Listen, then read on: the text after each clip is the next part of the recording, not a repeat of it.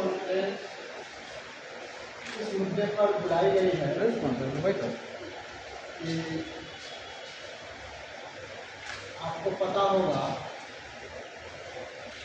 नगर निकाय के चुनाव बहुत ही नज़दीक समय आ चुका था। एक 10 तारीख चुनाव होना, लेकिन केंद्र सरकार के आरक्षण की विरोधी जो नीति है, उस नीति को बजाता बिहार के अंदर हाई कोर्ट के माध्यम से उसको लागू करवाया गया है और आरक्षण समाप्त करने की एक गहरी साजिश हो रहा है। और वो जिस दिन चुनाव का अंतिम डेट था, उस अंतिम डेट पर पूरा बिहार बंद करने का फैसला लिया और बंद ऐतिहासिक होगा। इसके लिए विभिन्न जिला में तैयारी चल रहा है। विभिन्न जिला के लोगों का कॉल भी आ रहा है और लगातार चर्चा है कि 20 तारीख को जो बंद होगा, उसी तरह से कई संगठन समर्थन जो है इस बंद को दे रहे हैं और ये बंद व्यापक होगा। ये बंद का असर सिर्फ दिल्ली तक ही नहीं, ये बंद सुप्रीम कोर्ट तक इसका असर जाएगा और जो निर्णय अभी होना है अति पिछड़ों के हित में, वो निश्चित तौर पर अति पिछड़ों के लिए फैसला पक्ष में आएगा। और इसी के तहत हम लोग 20 अक्टूबर को गुरुवार दिन है, उस दिन चुनाव होना था। चुनाव में निश्चित तौर पर पूरा बिहार बंद रहता। अब हम बंद इसलिए करेंगे कि अपने अधिकार को हासिल करने के लिए करेंगे, क्योंकि हमें भीख देने की बात तो होती है, लेकिन जब भी अधिकार की बात होता है तो अधिकार दलित, पिछड़ा, अल्पसंख्यक वर्ग के लोगों को नहीं दिया जाता है। इसी के खिलाफ बंद है। बंद में आप तमाम लोगों का सब सहयोग चाहिए। हमारे सामने सामाजिक कार्यकर्ता है राजाराम जी हैं। क्या आरक्षण पे जो लड़ाई हो रही है, 20 अक्टूबर को बिहार बंद है, आपका क्या कहना है इसके बारे में? कहना है जो आज भारत में जो समझिए तो एक लेखा से ये संविधान पर जो हमला है, सीधा सीधी संविधान पर हमला है। जो आरक्षण को छेड़ा जा रहा है, इसका मतलब क्या है? क्योंकि 85% लोगों को हक हकूक से वंचित करने की एक साजिश है।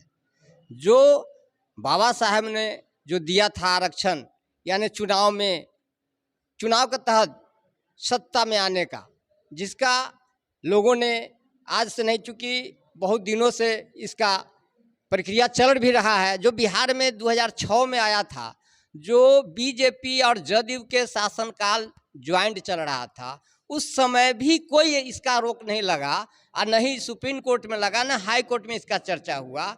और आज एक बार एक 3 राउंड चुनाव होने के बाद आज एक बार एक आरक्षण पर अगर सवाल उठ रहा है कोर्ट के द्वारा, तो हमको लग रहा है कहीं न कहीं इसमें एक साजिश का बू आ रहा है। सीधा सीधी आरएसएस का बू आ रहा है। आरएसएस सीधा सीधी इसमें पैठ बना लिया है। आरएसएस पे ही हमला हो गया है। कहीं ना कहीं देश के लोग जो है, जनता है, आक्रोशित है और अपनी भावनाओं को व्यक्त करने के लिए जो धार्मिक संगठन है, जो समाज सेवी संगठन है, उसको भी आरोपित कर रही है।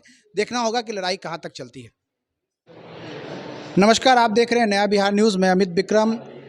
बिहार में नगर निकाय चुनाव स्थगित हो गया है। हाई कोर्ट ने आदेश दिया है 10 अक्टूबर और 20 अक्टूबर को जो बिहार में नगर निकाय चुनाव होने थे, ये स्थगित हो गया है। उम्मीदवारों ने बहुत तैयारी कर रखी थी। चुनाव प्रचार चल रहा था, सैंबल भी अलॉट हो गया था, बहुत खर्च भी हुआ, लेकिन चुनाव से मात्र 2-3 दिन पहले जो है इस प्रक्रिया को बंद करने का आदेश आया हाई कोर्ट के द्वारा। कहीं ना कहीं सरकार फेल्योर हुई है, जनप्रतिनिधियों का विश्वास टूटा है, न्यायपालिका पे भी संदेह जताया जा रहा है कि आखिरकार न्यायपालिका क्या काम कर रही है। एक तरफ विधायिका ने कमी किया जिसके कारण ये प्रक्रिया स्थगित हुई और न्यायपालिका ने भी तथ्यों को नहीं जाना और एक छोटे से एक पिटीशन पे इस प्रक्रिया को रद्द किया है। तो कहीं ना कहीं जन आक्रोश भी है और इसको लेकर मुजफ्फरपुर सहित पूरे बिहार को 20 अक्टूबर को बंद करने की बात हो रही है।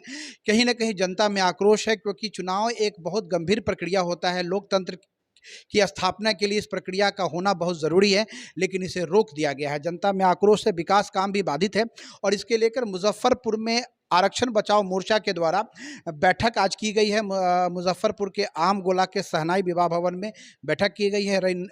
नई रणनीति बनाई जा रही है कि क्या किया जाए। 20 अक्टूबर को बिहार बंद तो होगा ही होगा, इसके अलावा कौन सी लड़ाई लड़ी जाए ताकि चुनावी प्रक्रिया चालू हो। और अति पिछड़ा समाज, सबसे बड़ी बात है कि अति पिछड़ा समाज जो है उसमें ज़्यादा आक्रोशित है क्योंकि उसके आरक्षण को ख़त्म करने की बात हो रही है, उसके अधिकारों को ख़त्म करने की बात हो रही है। इसके लेकर आज जो बैठक हुई है, हम जानेंगे किन बिंदुओं पर बातचीत हुई है।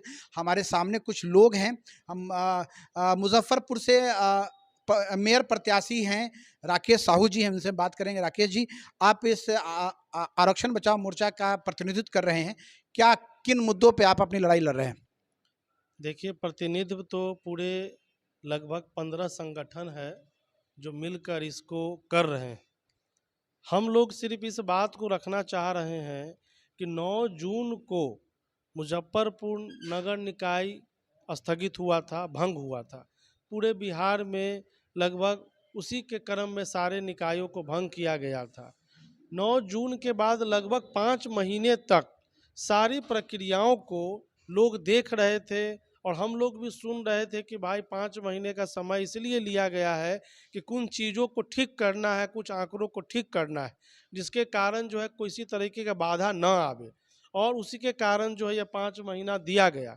फिर भी ऐसी प्रक्रिया पूरी नहीं हुई। कहाँ पर चूक रह गया, किन बातों को लेकर आज जो है हम लोग शैम्बुल लेकर घूम रहे थे, लोगों के बीच जा रहे थे, लोग अंदर सोच रहे थे। गरीब बूढ़ा जो पहली बार मतदान कर कर अपने मेयर को चुनने वाले थे, जो यहाँ खरीद फरोख्त का जो पूरे बिहार में तांडव हो रहा था वो खत्म हो रहा था, और इसमें कहाँ से यह षड्यंत्र रच कर इसको स्थगित कर दिया गया है, उससे पूरे जनता में रोष है।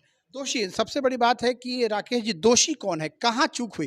क्योंकि न्यायपालिका ने रद्द किया है, तो न्यायपालिका तो तथ्यों पे काम करती है, दलीलों पे काम करती है, तो कहाँ? क्योंकि राज्य सरकार ने जो गाइडलाइन था उसको पूरा नहीं किया, उसके कारण स्थगित हुआ है।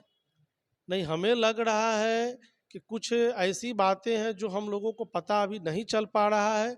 राज्य सरकार 2006 में ही पंचायती राज में इस आरक्षण को लागू किया था। उस समय हाई कोर्ट से वो पास करवाकर चीज़ों के तथ्यों को रखकर उन्होंने यह आरक्षण लागू किया। 2007 में निकाय चुनावों में जो है इसको उन्होंने लागू करवाया था और आज तक वो चल रहा था। उसमें किसी तरीके की कोई त्रुटि हमें नहीं लग रहा है कि राज्य सरकार की तरफ से हुआ है। ये जरूर कहीं ना कुछ ऐसी बातें हैं जो पहले आनी चाहिए थी, ये घोषणा होने से पहले आनी चाहिए थी, कहीं ना कहीं वो छूट गया है। कोई बात है, जैसे कोर्ट का कहना है कि राज्य सरकार को जो आंकड़े देने थे, अति पिछड़ा वर्ग के लिए आयोग बनाना था, जो आंकड़े देने थे राज्य सरकार उसको देने में फेलियर हुई है, तो कहीं ना कहीं राज्य सरकार की कमी दिख रही है। देखिए, राज्य सरकार या केंद्र सरकार, आज सारा सरकार जो है वो जनता के लिए है। आज जनता की गाढ़ी कमाई, जो इतने सारे तंत्र, पूरे ऑफिसर से लेकर सारे लोग 5 महीने से लगे हुए हैं, और सारे जनप्रतिनिधि जो चुने जाने वाले थे, 275 लोगों का नॉमिनेशन ये मुजफ्फरपुर में था। उसी तरीके से नगर पंचायत, नगर परिषद सारे में था। लाखों लोग आज अपना शैम्बुल लेकर घूम रहे थे और उसमें जो है करोड़ों लोगों को मतदान करना था। आप समझिए कि किस तरीके का हमारा यह शासन व्यवस्था चल रहा है। लोग पूछना चाहते हैं कि भाई ये क्या चल रहा है जिससे कि हमें रोक दिया जा रहा है मतदान से 5 दिन पहले, 10 दिन पहले, ये क्या चल रहा है? ये क्या हम इतना पिछड़े हुए हैं? इतना हमारा पूरा देश पिछड़ा हुआ है, लोग चांद पे जाने की बात कर रहे हैं और 5-5 महीना 6-6 महीना जिस बात को रखने के लिए आप ले रहे हैं वो रख नहीं पा रहे हैं। आचार संहिता लग जा रहा है, नॉमिनेशन हो जा रहा है, तब आप उसको 5 दिन पहले रोक रहे हैं। ये कौन सी बात आ गई? ये कहाँ की बात आ गई? आपने 20 अक्टूबर को मुजफ्फरपुर सहित पूरे बिहार को बंद करने की बात हो रही है। सुप्रीम कोर्ट के आदेश का तो इंतजार करना चाहिए। देखिए 20 अक्टूबर का ये जो फैसला लिया गया है, 20 अक्टूबर को ही यहाँ चुनाव होना था। जनता अपने मतदान करने वाली थी, जनता अपने अधिकार का उपयोग करने वाली थी और उसका हनन हुआ है। ये हम नहीं बंद करवा रहे हैं, जनता बंद करवाएगी। जनता जवाब देगी सरकार को इस बार कि आप लोग वहाँ बैठकर हमें जो मुंह चिढ़ा रहे हैं, हमारे चीज़ों को दुरुपयोग कर रहे हैं, जनता की गाढ़ी कमाई को ये लोग लुटा रहे हैं, ये जनता उनसे 20 तारीख को पूछेगी। हम लोग तो अदना सा कार्यकर्ता हैं, हम लोग तो अदना सा जनता के सिपाही हैं, उनकी बातों को लेकर हम लोग रोड पर रहेंगे और जनता बंद कराएगी। जनता से बंद कराने की अपील कर रहे हैं क्योंकि कहीं ना कहीं लोकतंत्र के साथ षड्यंत्र हुआ है, लोकतंत्र के साथ धोखा हुआ है। हमारे सामने है राजा राम जी हैं, जनहित मोर्चा से हैं, और राजनारायण जी हैं, जनहित मोर्चा से हैं। राजनारायण जी, आप इस बंद के समर्थन में दिल्ली से आए हैं, आपका क्या कहना है इसके बारे में? देखिए, जब जब आरक्षण पर हमला होगी, जनहित अभियान उसके खिलाफ आवाज़ बुलंद करेगी। आरक्षण के लिए जनहित अभियान लड़ती है और लड़ती रहेगी। जिस तरह से न्याय व्यवस्था का उपयोग करके इस आरक्षण पर हमला कराया गया है, इसके खिलाफ ज़रूरत पड़ी तो सुप्रीम कोर्ट तक पिटीशन फाइल करेगी जनहित अभियान। और इस दिए गए आरक्षण को, जो कि वर्षों से चला आ रहा था, बिल्कुल संवैधानिक तरीके से इसको लागू किया गया था। इसमें कितने जनप्रतिनिधि चुने भी गए, लेकिन अचानक चुनाव की पूर्व संध्या पर आप नहीं, सबसे बड़ी बात है कि राज्य सरकार के सामने जो प्रश्न आया है कि इन्होंने आयोग नहीं बनाया, कोई डाटा सरकार को नहीं, सरकार ने इनको टाइम दिया था, ये न्यायपालिका ने इनको समय दिया, उस समय की अवधि के अंदर उन्होंने काम नहीं किया, तो कहीं ना कहीं राज्य सरकार फेलियर है। देखिए, आप डाटा, कैसी डाटा की बात कर रहे हैं?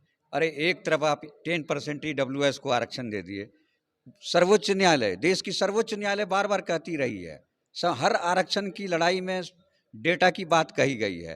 केंद्र सरकार कभी जाति जनगणना नहीं कराती है, डेटा नहीं लाती है, कोशिश ही नहीं करती है। EWS को बिना डेटा के आधार पर आरक्षण दे देती है। सर्वोच्च न्यायालय उस मुकदमे को सुनता तो जरूर है, लेकिन स्टे नहीं करता है, जारी रखता है। किस डेटा की बात कर रहे हैं आप? कैसी डेटा की बात कर रहे हैं? अरे भाई, जाति जनगणना कराइए और डेटा लाइए, हम तो तैयार बैठे, हम लोग तो आवाज़ उठा रहे हैं। जातीय जनगणना कराइए और डाटा आपके सामने आ जाएगा, ये कहना है आपको जनहित मोर्चा का। लेकिन कहीं ना कहीं दिक्कत तो लोगों को हो रही है, विकास काम भी बाधित है, क्योंकि करीब 5-6 महीने हो गए नगर निगम में कोई विकास काम नहीं हो रहा। क्या कहते हैं सर आप? देखिए, ये तो लूट तंत्र बना हुआ था नगर निकाय। आप सभी लोग देखे हैं कि 3 बार 4 बार मेयर बनाओ, मेयर हटाओ, सारी प्रक्रिया चली है। पूरे बिहार के भी जितने निकाय हैं वहाँ चल रहा था, और इसमें सरकार की जो बजट है उसका समझिए कि 100% लूट चल रहा था। और इस बार जनता तैयार थी, जो लुटेरे थे उन लोगों को बाहर करने के लिए 20 तारीख को। वो तो होगा ही, जब भी चुनाव होगा सर तो इसी प्रक्रिया से होगा, मेयर और उपमेयर तो जनता ही चुनेगी। बात आरक्षण की है, बात है कि मेयर आरक्षित होगा, उपमेयर आरक्षित होगा या नहीं होगा, ये बात है सर। तो इसके बारे में बताइए सर। न्यायालय की जो भी संवैधानिक बातें आएंगी, हम लोग उस पर खड़े हैं, और न्यायालय को जो तथ्य चाहिए, जो बातें चाहिए, हमें लगता है बिहार सरकार वो देने में एकदम सक्षम है। 2006 2007 से ये चल रहा है, उनके पास पूरा तथ्य है बताने के लिए। कहीं ना कहीं अभी कुछ तक बताया क्यों नहीं सर? जब आप कह रहे हैं कि बताने के लिए तथ्य है, तो अभी तक बताया क्यों नहीं? चुनावी प्रक्रिया तो कोर्ट कह रही है कि आप हमें आज दीजिए, हम कल से आपको आदेश कर देते हैं।